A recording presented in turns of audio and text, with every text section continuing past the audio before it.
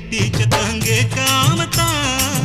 தலையை வெடிச்சிருச்சு வெகு நேரம்தான் வரப்பில் உன்னை பார்த்த மறுவேளைதான் இடுப்பில் நிற்காதையா ஏன் சேலதான் காலையிலும் காட்சி உண்டு சாத்தி கடி கதவத்தான் கட்டிலுக்கு கால் வலிச்ச கட்டாந்தர படுக்கதா உடம்பு முழுக்க இப்போ ஒரு ரயில் ஓடுது மச்சான் வளைச்சு நறுக்க சொல்லி என் வளையல் கிஞ்சது மச்சான் அடடா அல்வா